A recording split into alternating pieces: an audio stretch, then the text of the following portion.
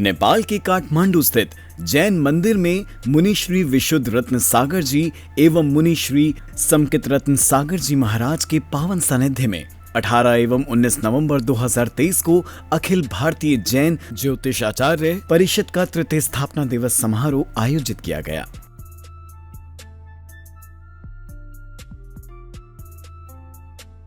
जिसमें अनेक ज्योतिषाचार्यों ने उपस्थित होकर जैन धर्म की अनुपम कृति जैन ज्योतिष को विश्व पटल पर पहुंचाने का दृढ़ निश्चय किया। इस दौरान दक्षिण एशियाली ज्योतिष महासंघ नेपाल के अध्यक्ष डॉक्टर सहदेव एवं विश्व ज्योतिष महासंघ नेपाल के अध्यक्ष डॉक्टर लोकराज पौडेल आदि सत्संग द्वारा पेंसिलवासना होटल नेपाल में भव्य स्वागत सम्मान किया गया। 2 दिवसीय समारोह के दूसरे दिन यानी 19 नवंबर 2023 को समस्त ज्योतिष परिषद के सदस्यगण सर्वप्रथम जिन मंदिर जी पहुंचकर जिनेंद्र प्रभु का अभिषेक एवं शांति धारा करते हैं। ओम सुदर्शन महाराज चक्र विक्रम तेजो बल शौर्य वीर्य यशम कुरु कुरु सर्व जनानंदम सर्व जीवानंदम सर्व राजानंदम सर्व भव्यानंदम सर्व गोकुलानंदम सर्व ग्रामानंदम सर्वनगरानंदम को विस्मयोत्रयादिनाम गुणेरशेष स्वत्वं मुनीश दोपे सर्वात् विविधाश्रय जात गर्वे स्वतंत्रेऽपि न कदाचिदपेक्षितोऽसि। ओम ह्रीं अक्षीण महान सिद्धेभ्यो नमः शिवाय। ओम ह्रीं श्रीं अरहं नम्यूणपास विसर्वसय जिन फुलिंग ओम नमः।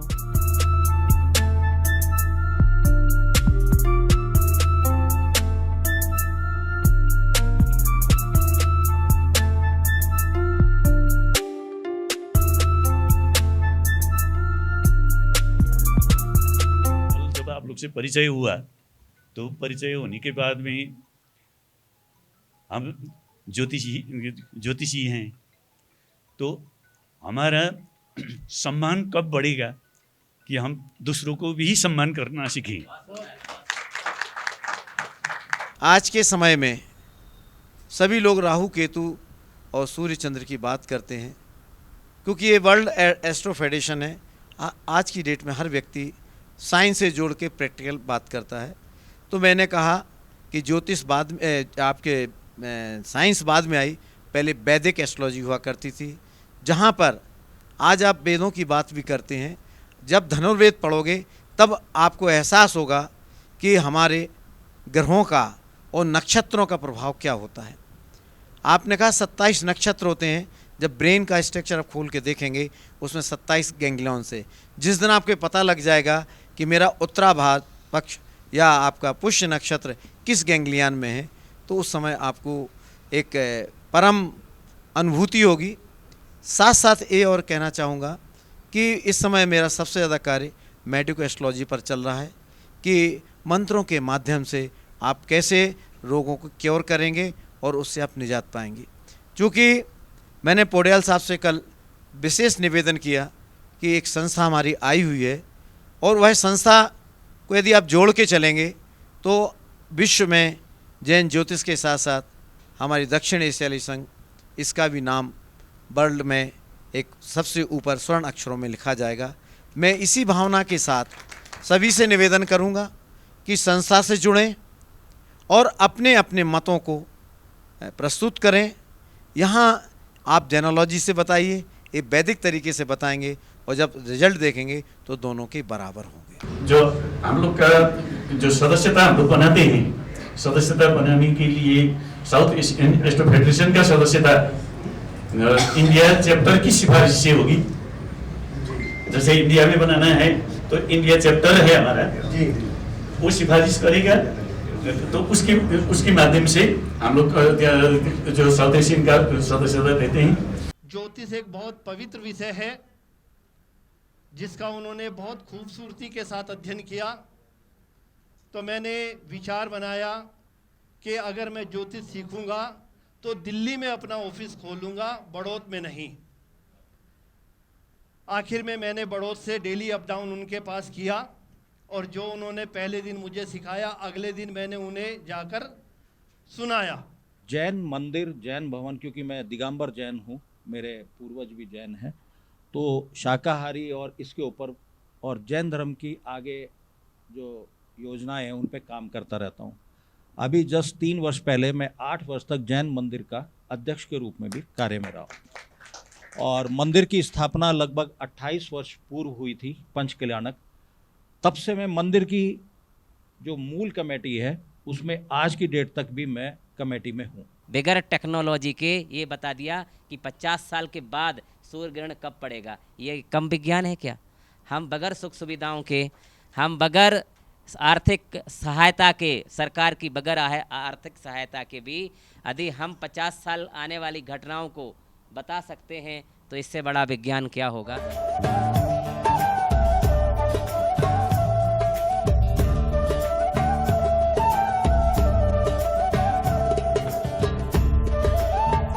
मैं विमल कुमार जैन, ज्योतिषाचार्य, करीब 2004 और 5 में मैंने ज्योतिष सीखी थी और 2009 से 11 तक आदरणीय उपाध्यक्ष विनोद धर्मचंद जी के सानिध्य में भी रहा हूं और अभी वर्तमान में 2016 से मैं प्रोफेशनल ज्योतिष के रूप में जबलपुर में कार्य कर रहा हूं। ज्योतिष विषय में और प्रतिष्ठा, पूजन, विधान, अनुष्ठान में जुड़ा हुआ हूँ और नेपाल में ये मेरा तीसरा सम्मेलन है। एक बार नेपाल काठमांडू में सम्मेलन हुआ था रामकृष्ण शास्त्री के अवदान में, तब से मैं यहाँ लोकराज पौडल जी को और विष्णु जी को जानता हूँ। बाद में एक बार पोखरा में भी एक सम्मेलन हुआ था। उसके बाद आज नेपाल में आने का हुआ है। सबको भारत की तरफ से और मैं खुद मेरी की तरफ से अभिनंदन। हमारा नेपाल में 3 ज्योतिषीय संगठन है, नेपाल ज्योतिष परिषद, दक्षिण एशियाली ज्योतिष महासंघ, विश्व ज्योतिष महासंघ। 3 क्षेत्र है। नेपाल ज्योतिष परिषद नेपाल में संगठन करता है। नेपाल में 77 जिला है, 77 जिला है, उस सभी क्षेत्र में नेपाल ज्योतिष परिषद है। वैसे ही दक्षिण एशियाली ज्योतिष महासंघ 7 राष्ट्र में है, जैसा बांग्लादेश हुआ, नेपाल हुआ, भारतवर्ष, श्रीलंका, ऐसा करके 7 राष्ट्र में है। ऐसे ही विश्व ज्योतिष महासंघ है। विश्व ज्योतिष महासंघ अभी संसार भर है। अब 23 राष्ट्र में विश्व ज्योतिष महासंघ है। आपने जो अखिल भारतीय जैन ज्योतिष आचार्य परिषद को निमंत्रण दिया है, निश्चित रूप से पूरी परिषद हृदय की गहराई से आपका आभार व्यक्त करती है और आने वाले कार्यकाल में हम सब मिलकर काम करेंगे, ऐसा मैं आपको आश्वासन देता हूं। और साथ ही एक बार हम लोग अपनी पूरी कैबिनेट में भी बात कर लेंगे और इसमें जो अच्छे से अच्छा हो सकता है हम लोग करेंगे। साथ ही मेरा निवेदन सभी संस्थाओं से है नेपाल की कि जब भी आपका दिल्ली आना हो, भारत आना हो, तो एक बार हमें भी सेवा का अवसर ज़रूर दीजिएगा। अलग अलग जगह का नाम लेना तो संभव नहीं है ना, क्योंकि पूरे भारत से यहाँ जो है ना अलग अलग फूल यहाँ पर एकत्र हुए हैं और एक बहुत सुंदर गुलदस्ता यहाँ पर बना है। पूरा पश्चिम, उत्तर, दक्षिण से यहाँ पर सभी लोग एकत्र हैं और उसमें जो एक सुगंध का काम किया है वो नेपाल जैन समाज ने किया है, नेपाल समाज ने किया है और हम हर जगह की गहराई से आभार व्यक्त करते हैं। और मैं आशा करता हूँ कि आप लोग जब भी भारत आएंगे तो एक बार हमें ज़रूर मुलाकात करेंगे, सेवा का अवसर देंगे। धन्यवाद।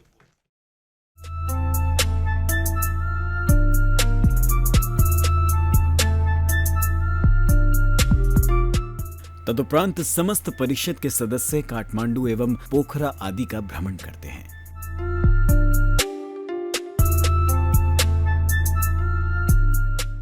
नेपाल की भूमि पर नजर आते पहाड़, कल-कल बहती नदियां एवं हरा भरा वातावरण प्रत्येक सदस्य का मन मोह रहा था।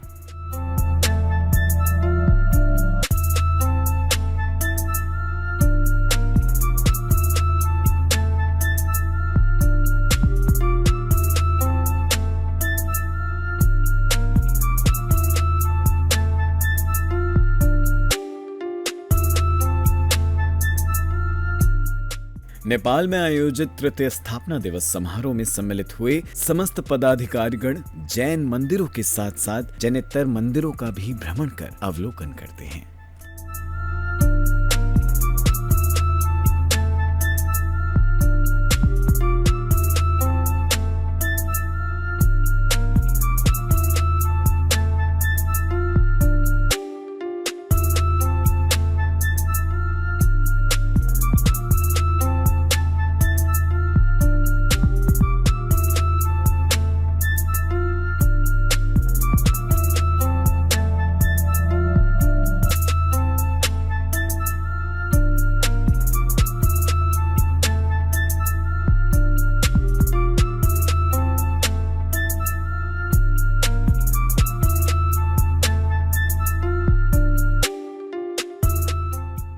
इस यात्रा के अंतिम पड़ाव पर समस्त महानुभावों ने यात्रा के दौरान ही अपने अनुभव सभी के समक्ष व्यक्त किए। पूरे प्रोग्राम का यदि हम श्रेय देना चाहें तो डॉक्टर साहब का है। उन्हीं का ये कार्यक्रम था कि अब की बार नेपाल में जाकर के इस तृतीय स्थापना दिवस को हम मनाएं। परम सौभाग्य की बात है कि जो हमारा जैन ज्योतिष परिषद अभी केवल भारत में कार्य कर रहा था, उसका तृतीय स्थापना दिवस अंतर्राष्ट्रीय स्तर पर भगवान महावीर के 2550 में निर्माण महोत्सव के उपलक्ष्य में काठमांडू नेपाल की भूमि पर भगवान आदिनाथ के मंदिर से प्रारंभ किया गया और सभी लोगों ने आनंद लाभ लिया। अष्टांग का पर्व था, कोई भी व्यक्ति मंदिर से वंचित नहीं रहा, सभी ने अभिषेक इत्यादि किया। मैं रवि गुरुजी का तहे दिल से आभार व्यक्त करती हूँ कि बहुत अच्छा मैनेजमेंट किया है और बहुत अच्छा आयोजन है। ज़्यादा कुछ नहीं कह रही हूँ, मेरे से कोई गलती हुई, किसी को मैंने कुछ कठिन शब्द कह दिए है, हार्श वर्ड बोले हो, उसके लिए मैं तहे दिल से मिच्छामि दुक्कडम कहती हूँ और आशा करती हूँ कि ऐसे ही समारोह आगे होते रहे और जैन ज्योतिषाचार्य परिषद उत्तरोत्तर प्रगति करती रहे, आगे बढ़ती रहे। जैन ज्योतिषाचार्य परिषद का मैं पिछले लगभग प्रारंभ से ही सदस्य हूँ और रवि गुरुजी के और इनकी टीम के प्रयासों से अलग अलग जगह पर सम्मेलन अधिवेशन होते रहते हैं। इस वर्ष हमें तीसरा स्थापना दिवस विदेश की धरती पर मनाने का सौभाग्य और सुअवसर प्राप्त हुआ।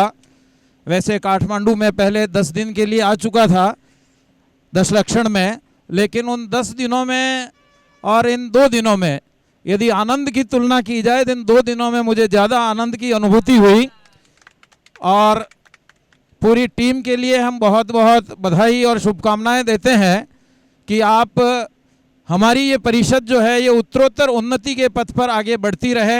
सबसे पहले मैं इस संस्था की तरफ से आभार व्यक्त करना चाहता हूं हमारे सभी सदस्यों का, जिन्होंने इसमें शामिल होकर के हमारे कार्यक्रम को सफल बनाने में प्रयास किया है। मैं रवि जी का धन्यवाद करती हूं कि आपने भी इस कार्यक्रम के लिए कई महीनों से मेहनत की, तो आज ये मूर्त रूप आपके सबके सामने है। सभी जो हमारे सहयोगी रहे इस कॉन्फ्रेंस में, सभी के लिए धन्यवाद। जय जिनेंद्र। सबसे बड़ी इस कार्यक्रम की जो कड़ी है, हमारे उज्जैन के डॉक्टर जयंत कीर्ति जी स्वामी जी, जो छड़ी वाले बाबा के नाम से प्रसिद्ध है, जिन्होंने अपना तन मन और धन तीनों इस परिषद को समर्पित किए हैं। परिषद उनका हृदय की गहराई से आभार व्यक्त करती है। साथ ही हमारे इस कार्यक्रम में भारत के विभिन्न प्रांतों के महानगरों से और छोटे छोटे कस्बों से, जैसे कि मैं बात करूं दिल्ली से हमारे भी सुशील जैन जी, हमारे सलाहकार और बहुत ही सुंदर मंच संचालक श्री DK जैन जी, जिनका मंच संचालन हमें लगातार प्राप्त होता रहता है। हमारे श्री राकेश जैन जी, जो हमारी परिषद के सलाहकार हैं, श्री सुमेर चंद जी, जो 72 साल की उम्र में भी बिल्कुल युवा कार्यकर्ता की तरह परिषद के लिए समर्पित है। हमारे टीचर ब्रजेश शास्त्री जी जो टीकमगढ़ से हमारे बीच हैं, कर्नाटक बेलगावी से, देखिएगा दिल्ली से नेपाल इतना दूर नहीं है जितना दिल्ली से कर्नाटक बेलगावी है। वहाँ से सहपत्नी हमारे शांतिनाथ उपाध्याय जी आए हैं।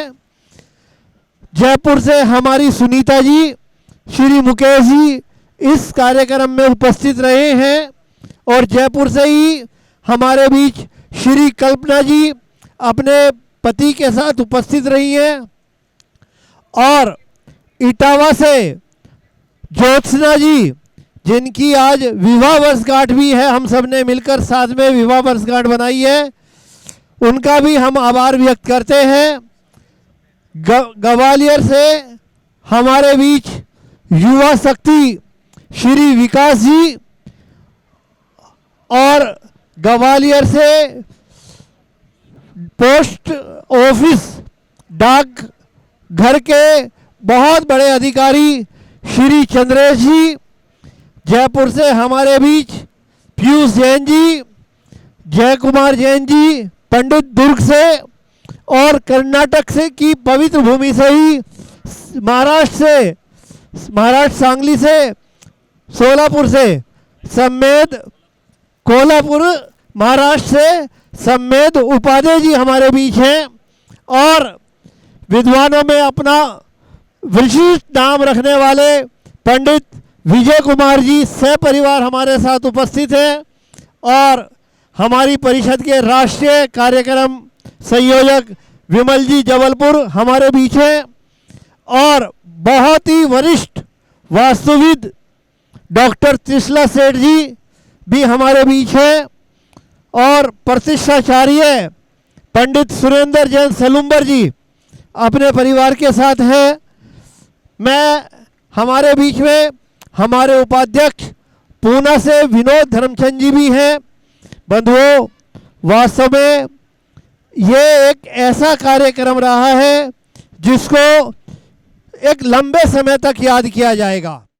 इस प्रकार से अखिल भारतीय जैन ज्योतिषाचार्य परिषद का नेपाल के काठमांडू में आयोजित हुए तृतीय स्थापना दिवस समारोह का सानंद रूप से समापन हुआ,